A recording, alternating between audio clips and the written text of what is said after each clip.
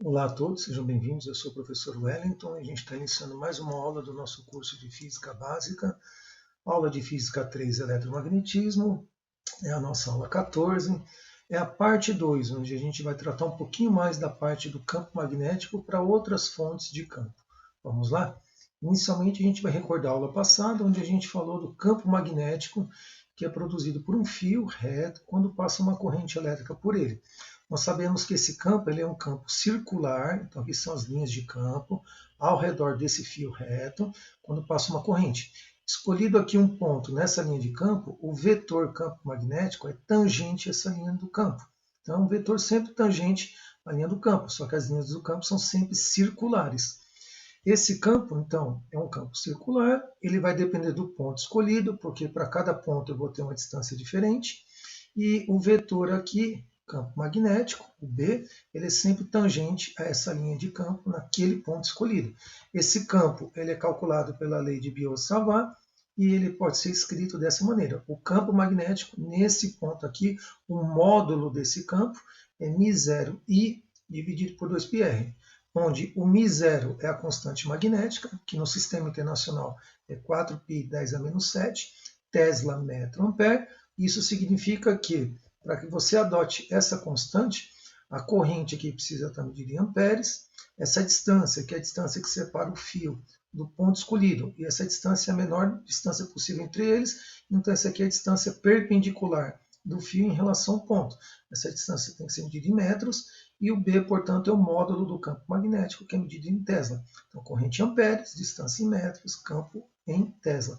Se você quiser saber o sentido desse campo, a gente usa a regra da mão direita. A regra da mão direita significa, basta colocar o polegar no sentido da corrente, subindo aqui pelo fio, então o polegar para cima, os dedos que sobram ficam envolvendo o fio no sentido anti-horário. Então, nesse caso aqui, essas linhas de campo aqui ficam no sentido anti-horário. Bem, dando prosseguimento, a gente vai aprender agora a calcular o campo magnético em uma espira circular.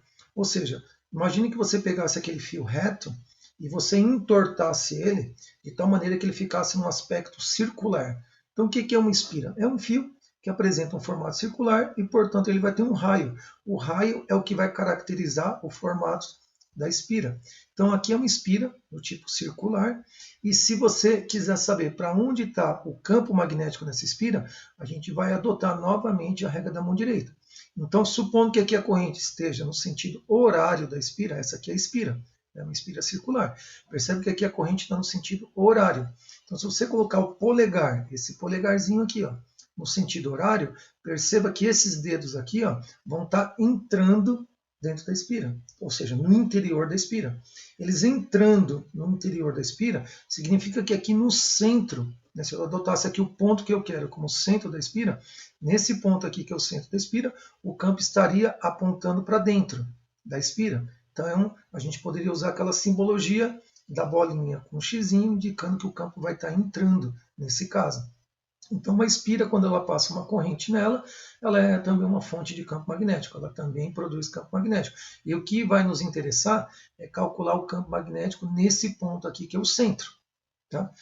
Olhando dessa maneira, aqui é uma maneira de analisar nessa perspectiva o campo. Se eu pegasse essa espira e deixasse ela deitada, então deixando ela deitada, o campo ficaria desse jeito. E você pode perceber que esse campo aqui vai estar dessa maneira, né? Porque a gente está aplicando a regra da mão direita de novo. Então, polegar, você vai ver que os demais dedos aqui, olha, se você pegar esse polegar e colocar no sentido da corrente, esses dedos aqui vão estar entrando aqui. Né? Então, esses dedos eles entram nessa parte central da espira. Portanto, o campo é para cima. É um campo que vai estar aqui agindo na vertical, nesse ponto aqui, que é o centro da espira. Lembrando que toda espira ela tem um raio. Né? Então, esse raio aqui é o que vai caracterizar a nossa espira. Portanto, o nosso campo aqui no centro da espira. Isso aqui é um resultado que vem da lei de Biot-Savart também. O campo magnético, o módulo desse campo, aqui no centro da espira, vai ser μ0, que é a constante magnética, corrente que está passando pela espira, dividido por 2R. Esse R aqui vai fazer o papel do raio da espira. Então, entender que essa corrente aqui tem que estar sempre medida em amperes. Esse R, que é o raio da espira, tem que estar medido em metros. E usando a constante magnética, que é o 4π10⁻⁷, na unidade correta, esse campo aqui vai ser medido em Tesla. Então, corrente em amperes, raio da espira em metros, e o campo magnético sempre medido em Tesla. Entender, né, que o campo vai estar sempre ao redor do fio, então continua valendo aqui. Ó, se eu olhar aqui esse pedacinho aqui do fio, o campo aqui está ao redor. Só que juntando-se todas essas linhas aqui, fazendo a somatória, a sobreposição desses campos, aqui no centro, o campo aqui no centro é determinado dessa maneira. Então ele é calculado, esse campo aqui é calculado sempre no centro da espira. Dessa maneira, a gente pode pensar o seguinte: esse campo ele está sempre envolvendo, as linhas de campo estão sempre envolvendo a espira. Então, essa aqui é uma foto que a gente obteve usando a limalha de ferro para poder visualizar as linhas de campo. E o campo é calculado dessa maneira. Porém, toda espira, dependendo de como você estiver olhando para ela, ou seja, dependendo do teu campo de observação e do sentido da corrente, a gente pode estabelecer uma regrinha prática para determinar qual é o polo que eu estou vendo ali. Porque isso aqui se comporta como um ímã artificial. Então ele vai ter um polo norte e vai ter um polo sul. Se a gente olhar a espira de frente, da maneira como eu estou vendo, ou seja, se eu colocasse meu olho aqui, ó, olhando para frente, né, nessa espira, a gente ia perceber isso. E se a corrente estiver andando aqui no sentido anti-horário, como você está vendo aqui, ó, anti-horário, essa corrente ela subiria aqui desse lado da espira e ela desceria desse lado, descendo. Então, juntando essa parte que ela subiu com essa parte que desceu, e aí você fazendo essa união aqui, isso aqui lembra para nós o Polo Norte. Então, isso aqui lembra a letra N, ou seja, olhando de frente para essa espira, quando a corrente está no sentido anti-horário, isso aqui vai representar um campo entrando, perdão, um campo saindo, né? Está aqui o símbolo de um campo saindo, isso aqui vai identificar para nós o Polo Norte dessa espira. Então, aqui o nosso campo, né? Bolinha com um pontinho, indica um campo saindo, apontando para nós, só que olhando para isso a gente vai ver o polo norte da nossa espira. Então aqui é o polo norte, e aqui, portanto, do outro lado aqui de trás da espira, nós teríamos o polo sul. Invertendo-se o sentido da corrente, então se a gente inverter aqui o sentido da corrente, a corrente agora no sentido horário, o que a gente ia perceber? Pela regra da mão direita. Então você percebe que aqui o campo saindo é dado pela regra da mão direita. Então se você colocar o polegar aqui, os dedos vão estar entrando, né? Então eles vão estar entrando, apontando para você aqui. Está aqui um campo saindo. Se você colocar aqui o polegar no sentido dessa corrente, então polegar para cá, os dedos vão estar entrando aqui no centro da espira. Os dedos entram, então aqui é um campo entrando. Porém, acompanhando aqui o sentido da corrente, ó, a corrente está fazendo esse caminho aqui, e aqui embaixo, né? Aqui embaixo ela vai fazer esse caminho. Você está vendo aqui, ó. Isso aqui é o caminho da corrente embaixo, isso aqui é o caminho da corrente em cima. Juntando-se isso aqui vai dar para nós a ideia da letra S. Então vai representar o polo sul. Então se eu tivesse aqui uma corrente andando aqui no sentido horário, aqui nós veríamos desse lado aqui o polo sul, desse lado o polo norte. Se aqui a gente tivesse uma corrente andando aqui no sentido anti-horário, nós teríamos aqui na frente, aqui olhando aqui, o polo norte, e aqui ficaria o polo sul. Então lembrar que isso aqui é um eletroímã. É um ímã que produz eletricidade por meio da passagem de uma corrente. Mas se ele é um ímã, ele vai ter polos magnéticos. Então, nessa situação aqui, corrente no sentido anti-horário. Aqui ficaria o polo norte, aqui o polo sul. Se a corrente estivesse no sentido horário, nós veríamos aqui na frente o polo sul e aqui o polo norte. Mas esse campo seria calculado dessa maneira. Esse aqui é o campo aqui no centro. Então, aqui no centro, o campo é calculado dessa maneira. Então, para não ficar nenhuma dúvida, se a corrente está no sentido anti-horário, está aqui anti-horário, esse campo aqui é do tipo saindo, apontando para a gente. Se a corrente está aqui no sentido horário, corrente no sentido horário, esse campo é entrando, ou seja, ele sai de nós e entra na tela. Outra coisa importante é que uma variação de uma espira seria uma bobina. A bobina é chamada plana ou chata. O que é uma bobina plana ou chata? Seria um conjunto de espiras. Seriam fios enrolados em círculos que têm o mesmo centro, cuja espessura, os fios estão tão próximos, né, as espiras, né, que eu vou fazer estão tão próximas, que a espessura da bobina ela é desprezível comparada com o raio dessa bobina. Então seria essa situação aqui. Ó. São várias voltas de fios sobrepostas. E aqui os fios estão muito coladinhos, então essa espessura aqui é mínima comparada com esse raio. Perceba que isso aqui é um exagero, mas para didaticamente você entender o que seria uma bobina. Novamente aqui, o campo vai estar aqui no centro. E esse campo, o sentido dele é determinado pela regra da mão direita. Então perceba que aqui no sentido horário, se você colocar aqui o polegar no sentido horário, aqui no centro da espira, o campo vai estar subindo. E esse campo ele é resultado dos campos produzidos por cada espira, porque uma bobina é um conjunto de espiras.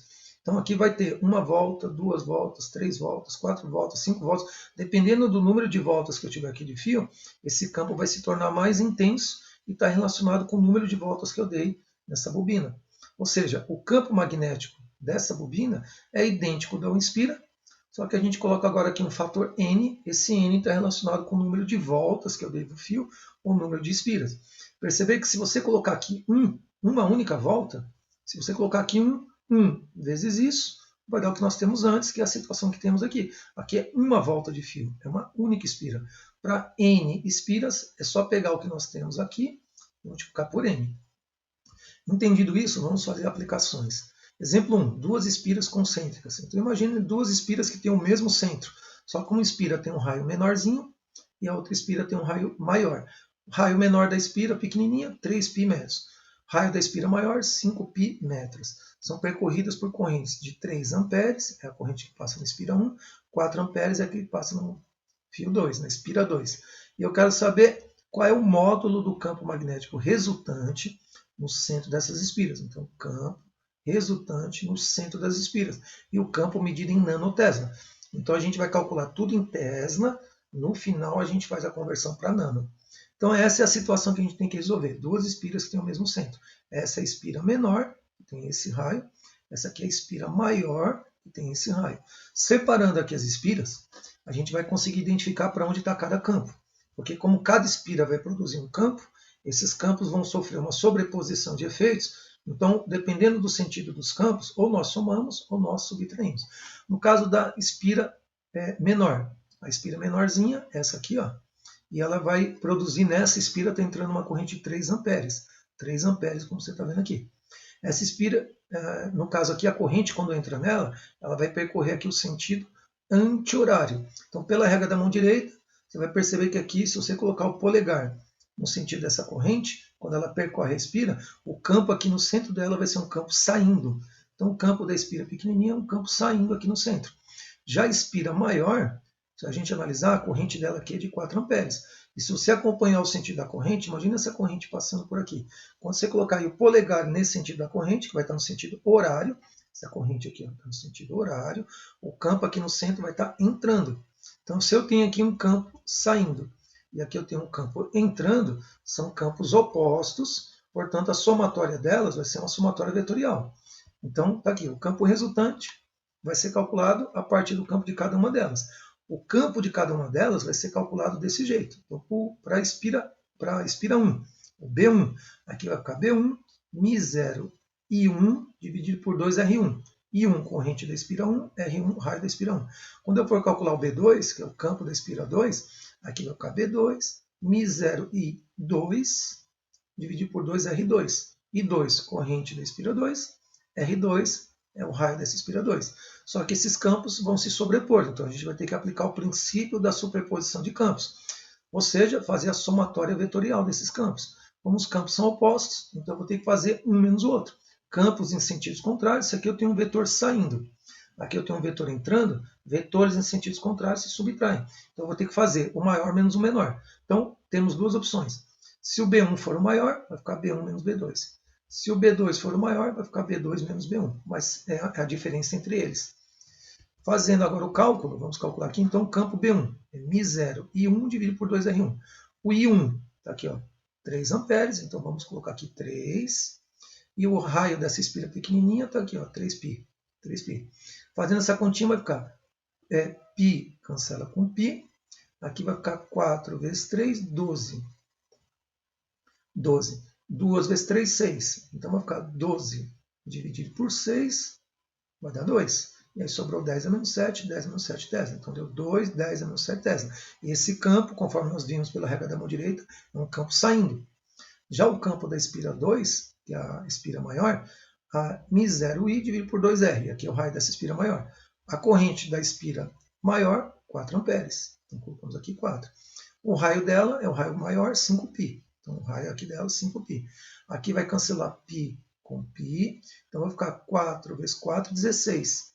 2 vezes 5, 10. Então ficou 16 dividido por 10, dá 1,6.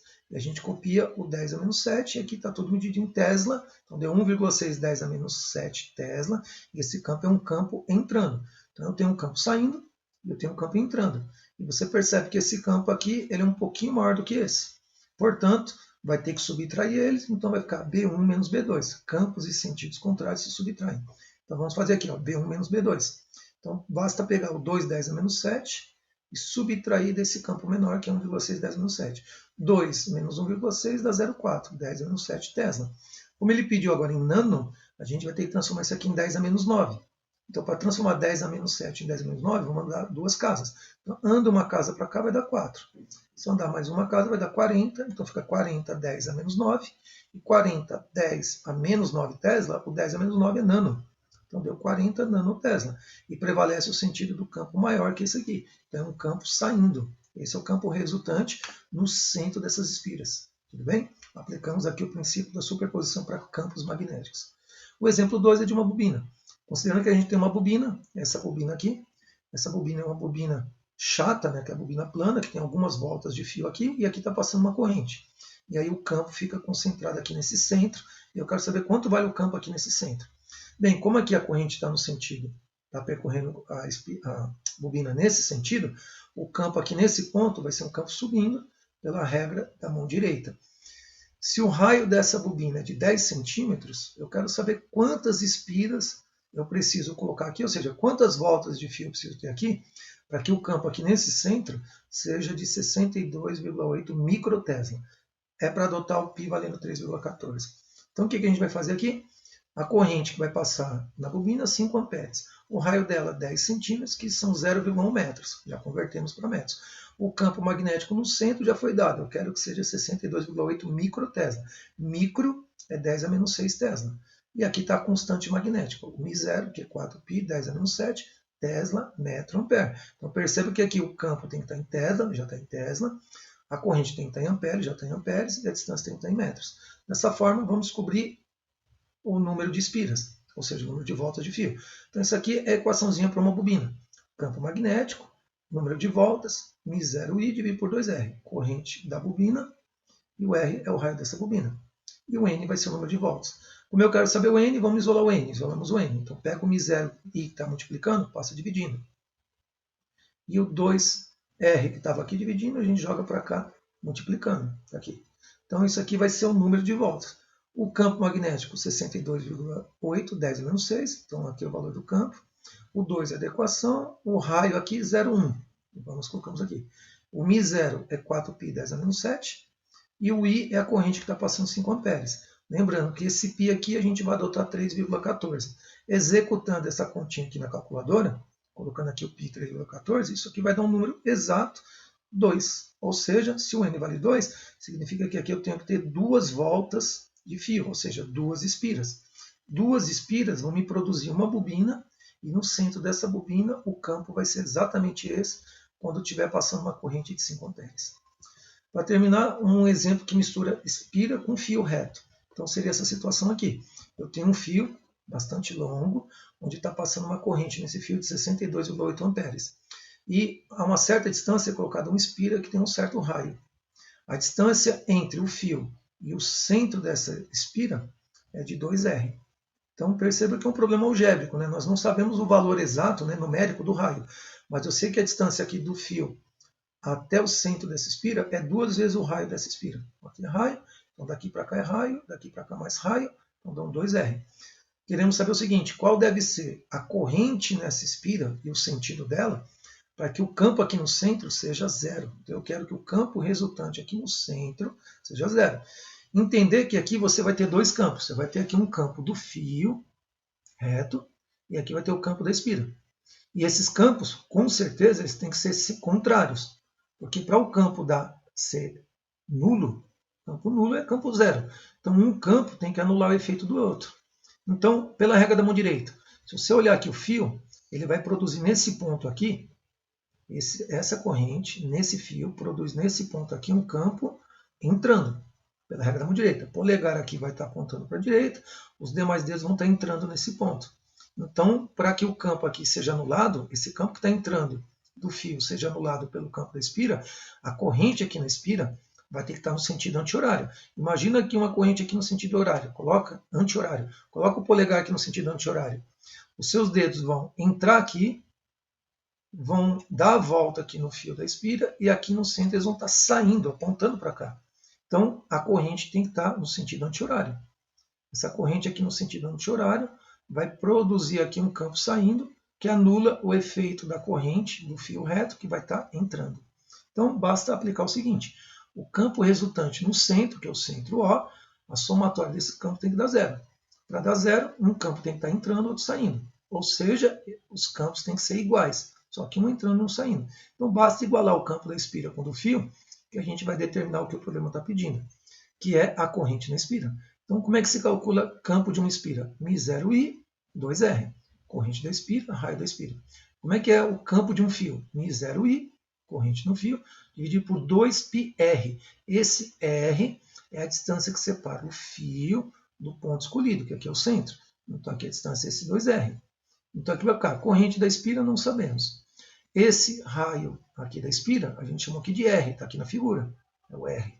Tem que ser igual μ0, corrente do fio nós temos, dividido por 2π, e essa distância, esse r do fio, é a distância do fio até o ponto escolhido, 2r. Então, onde está aqui a distância do fio, 2r. Olhando essa equação, essa igualdade, aqui vai dar para cancelar μ0 com μ0, aqui dá para cancelar 2r com 2r. Então, vai sobrar corrente da espira igual, está aqui igual, aqui vai sobrar corrente do fio, já cancelou 2R com 2R, aqui sobrou 2π. Então, basta pegar a corrente do fio, que está aqui no problema, 62,8 amperes, dividir por 2π, 2 vezes o π. E o π ele pediu para usar 3,14. 2 vezes 3,14 vai dar 6,28. Então, perceba que eles são múltiplos. Ficou 62,8 dividido por 6,28. Esse dividido por esse vai dar 10 amperes. Então, a corrente nessa espira ela tem que ser no sentido anti-horário, para poder anular o campo do fio reto. Então, a corrente tem que ser no sentido anti-horário e ela tem que valer, tem que ter uma intensidade de 10 amperes. Bem, essa foi a nossa aula parte 2 de campo magnético. Espero que vocês tenham gostado. Aguardo vocês para a continuação dessas aulas. Até breve.